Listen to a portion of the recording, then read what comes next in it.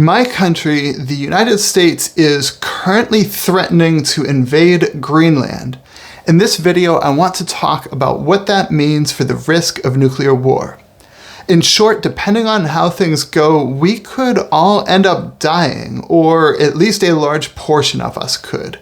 There are plausible nuclear war scenarios involving the US fighting against other NATO countries, Russia going against NATO, and even in other regions such as East Asia with China, Taiwan, Japan, and both North and South Korea.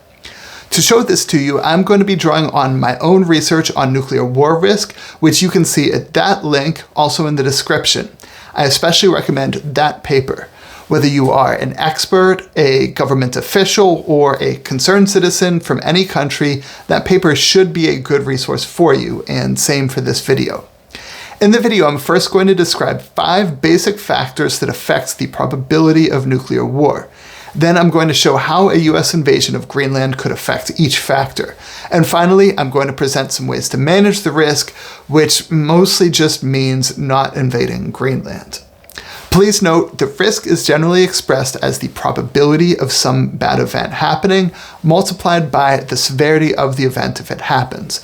With nuclear war, the severity could be so extreme, it can be a large risk even if the probability is low, so it's important to account for it in policy decisions that could affect the risk. For a US invasion of Greenland, most of the effect is on the probability of nuclear war, but there's also some effect on the severity.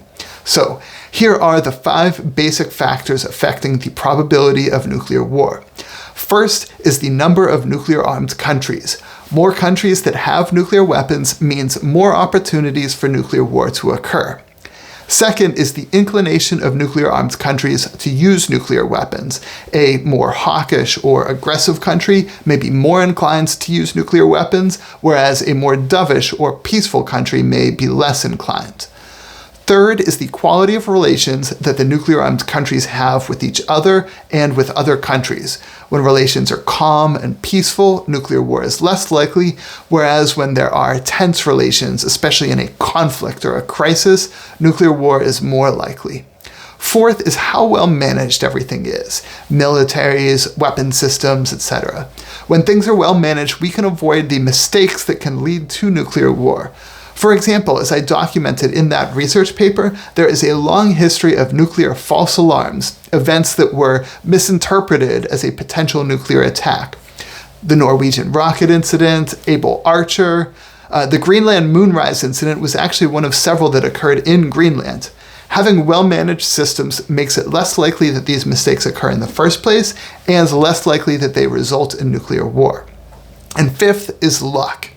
Events like the Greenland moonrise incident, or the Florida satellite incident, or the 1967 solar storm incident, some of it is about how well managed things are and how good the relations are at the time, but some of it is also just random luck.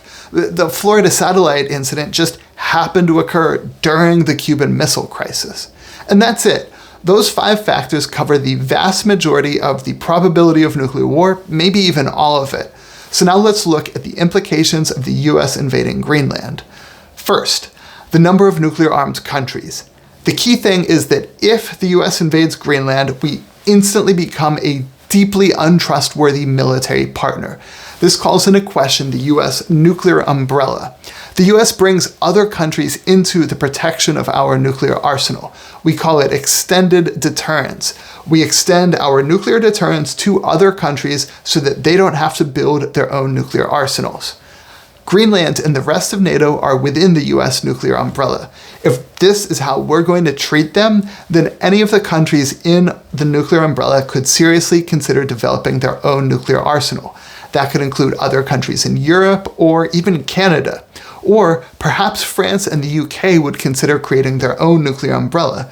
In that case, they might decide to expand their nuclear arsenals, which would increase the severity of nuclear war. Perhaps the most likely countries to build nuclear arsenals would be Japan and South Korea. They certainly have the capability, and they need to be able to deter China and also North Korea. And a wild card is Taiwan. And if any of those countries develop their own nuclear arsenals, China may respond by expanding their nuclear arsenal even more than they're already expanding it. These changes could increase both the probability and the severity of nuclear war in East Asia. Second, we have the inclination of nuclear-armed countries to use nuclear weapons. There's not much to say here other than a US invasion of Greenland would be such an extreme shattering of international norms that it could potentially support a dangerous new norm in which anything goes.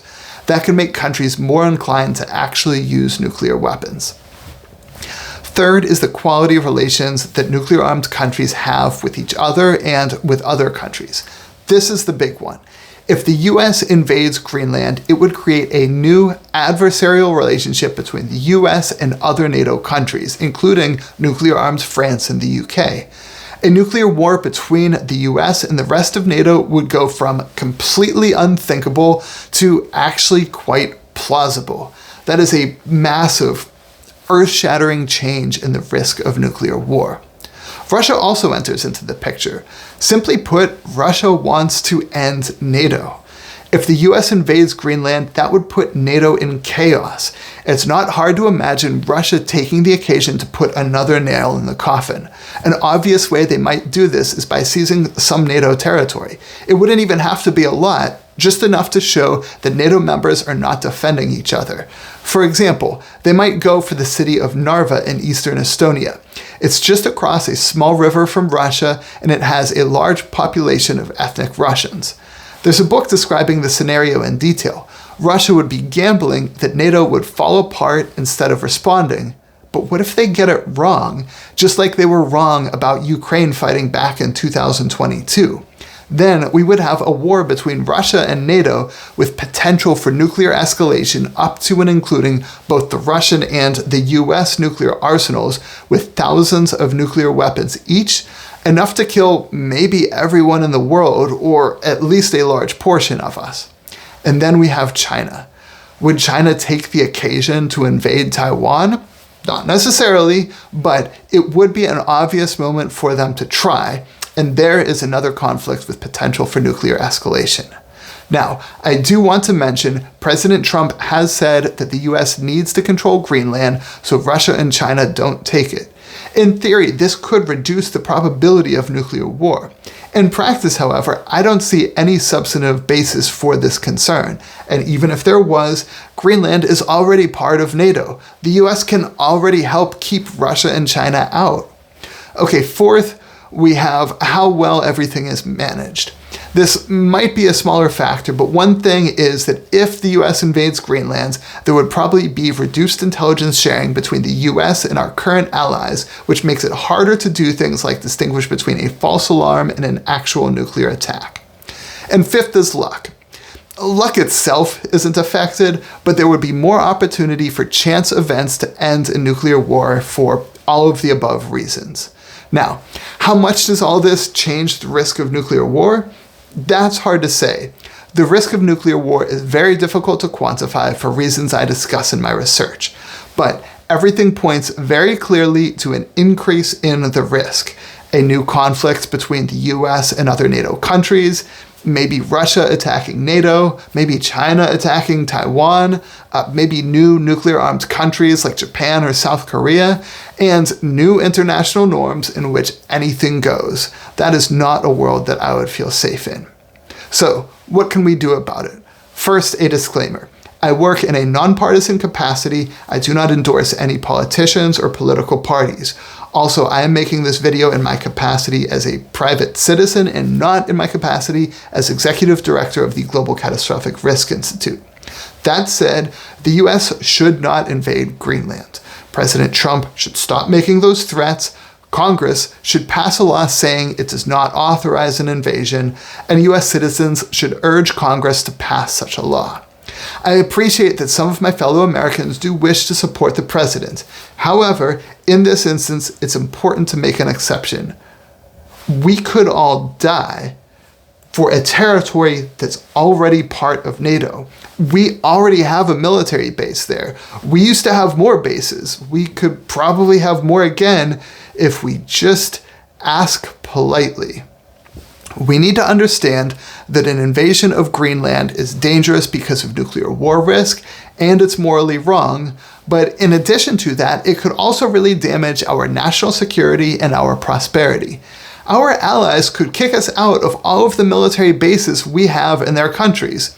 Here is a map of US Air Force installations in Europe. We could lose all of these and much more. They could also impose some serious economic sanctions on us, just like they did on Russia when Russia invaded Ukraine. So please, let's all speak up about this and prevent something really bad from happening.